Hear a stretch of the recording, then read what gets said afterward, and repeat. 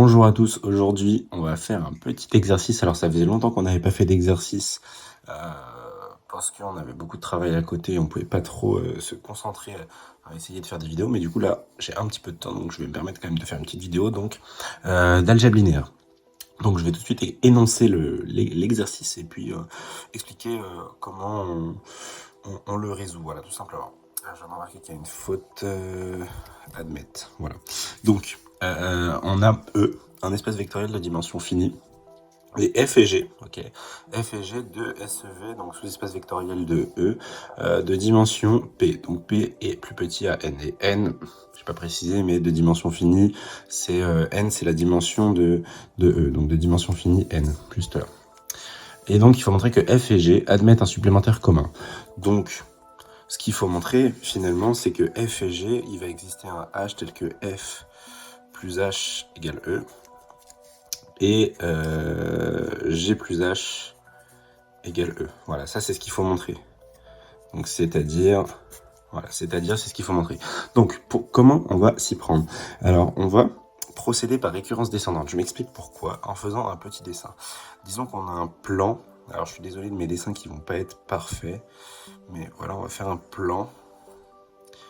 Et donc en 3D. Donc là, on reconnaît un petit peu le plan en 3D, la perspective cavalière, voilà. Donc disons qu'ici, c'est le 0. Donc ça veut dire que tous les SEV sont censés passer par là-dedans. Et disons que F et G sont deux SEV. Par exemple, on a F qui est comme ça. Voilà. Donc ça serait F. Et ça serait G.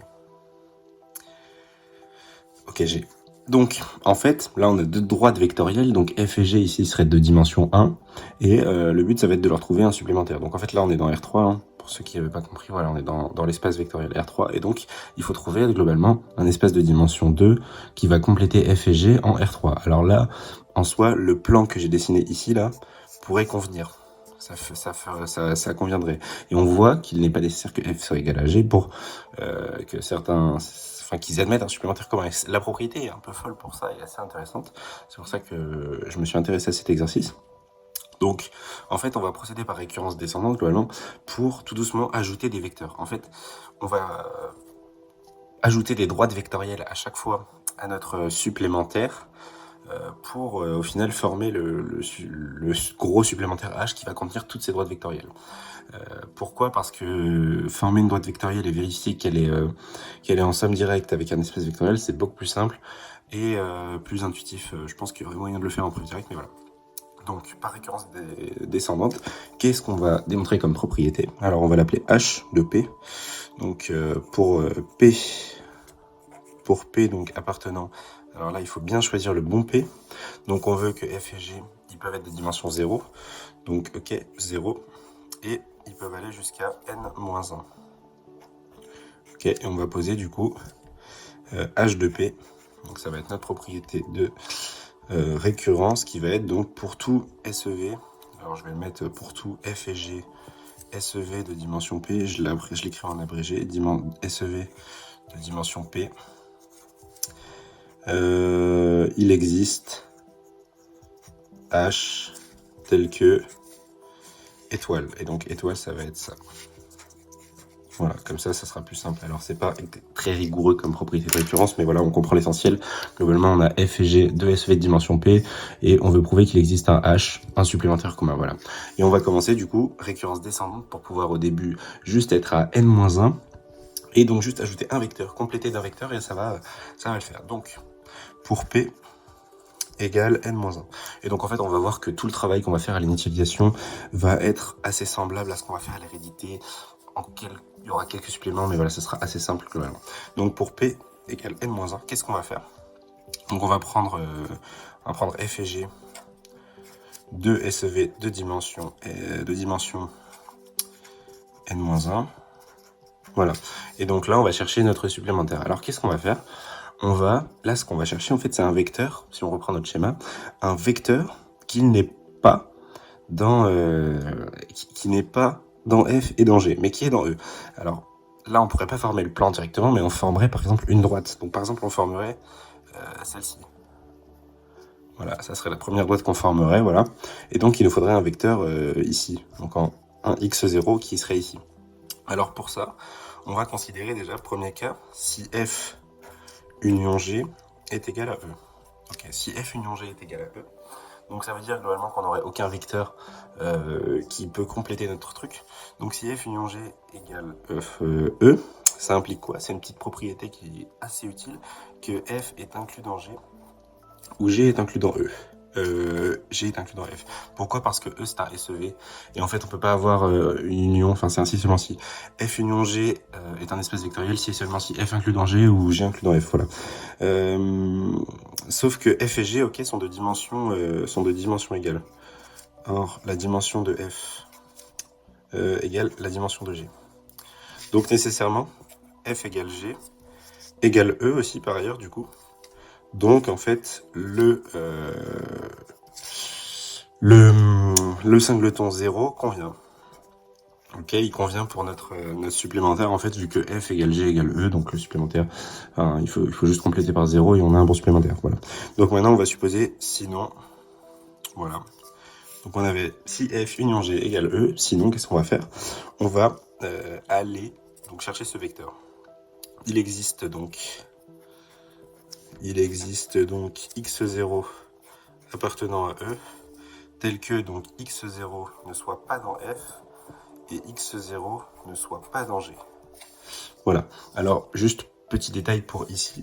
En fait on a quoi? On a F union G qui est inclus dans E, en vision ensemble lisse, voilà. Pourquoi? Parce qu'ils sont stables en fait par addition. Donc nécessairement si on fait l'union des deux, ça marche. Enfin, même pareil, il n'y a même pas besoin de la stabilité. Juste F et G sont deux SEV de E, donc ils sont inclus dans E, donc nécessairement l'union va être inclus dans E, voilà. Et donc du coup, vu que c'est une inclusion stricte ici, on va pouvoir dire qu'il existe un F0, vu qu'on n'est pas dans le cas où F union G égale E. Donc il existe forcément un vecteur. Et donc on va poser à le vecteur, enfin le vect de x0. Donc tout l'espace vectoriel engendré par ce x0. Et on va montrer maintenant, montrons que donc f plus a égale e et que g plus a égale e. Alors on va faire le premier cas, mais le deuxième cas va se déduire assez immédiatement parce que x0 c'est symétrique. En fait, il est pas dans f, pas dans g. Donc si f est ensemble direct avec a et enfin a est un supplémentaire de f, alors g sera un supplémentaire de f. Enfin a sera toujours un supplémentaire de. Oula, je me perds. Bref, vous avez compris. Voilà. Donc, qu'est-ce qu'on va faire? On va déjà vérifier l'intersection. Puis ensuite, on fera une égalité des dimensions qui conclura directement sur le truc. Donc, on va prendre un x dans f inter a. Voilà, c'est la technique classique pour déjà montrer qu'ils sont en somme directe. Donc, ça signifie quoi? F est un SEV d'un espace de dimension finie, donc on peut l'écrire sous une forme, enfin on peut lui trouver une base. Donc on va l'appeler E1 jusqu'à EP. Voilà, donc ça veut dire que x est égal à quoi? Lambda 1 E1 plus jusqu'à lambda P EP. Alors dans ce cas-là, on remarque bien un P égale n-1, voilà, on l'a dit juste ici. Et, sauf qu'il est dans A aussi, donc il est forcément égal à un mu x0. Ok. Voilà. Donc là, maintenant, on va montrer que x égale 0. Alors, comment on va faire?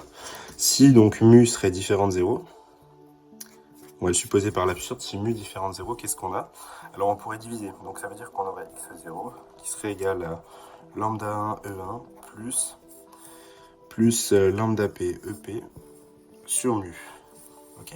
Et ça, c'est dans quoi? Bah, c'est dans F. Pourquoi? Parce que F est stable par combinaison linéaire, ok, c'est un SEV classique. Ce qui est absurde en fait. Ok, ça c'est absurde. Donc mu égale à 0. Donc mu égale 0. Et donc au final, vu qu'on a mu égale 0 juste ici, bah on déduit que x égale 0. Voilà. Donc ils sont bien en somme directe. De plus, qu'est-ce qu'on a? On a la dimension de f qui est égale à n-1 et la dimension de a. Donc ici, vecteur de x0, bah voilà, c'est évidemment 1. Donc la dimension de f plus a, qui sont en somme directe maintenant, est égale à n. Ok. Et donc vu que c'est égal à n et c'est un SEV, ça signifie bien que f plus a égale e. Voilà, première étape, assez intéressant. Et donc on va mettre un petit de même, hein, parce que c'est exactement la même chose.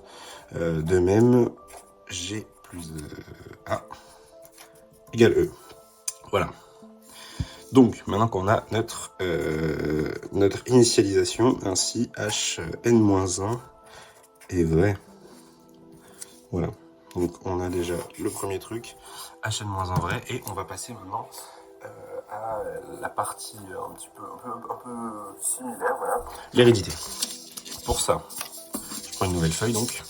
Donc maintenant on va prendre un rang, P. Donc soit P appartenant, donc ça peut être, alors on va prendre 1 et on va aller jusqu'à n-1. Pourquoi on prend 1 et pas 0? Parce qu'on veut descendre d'un rang. Donc voilà, il faut bien commencer par là. Tel que HP soit vrai. Voilà, et donc là on va montrons que HP-1 est vrai. Voilà, vrai avec un E.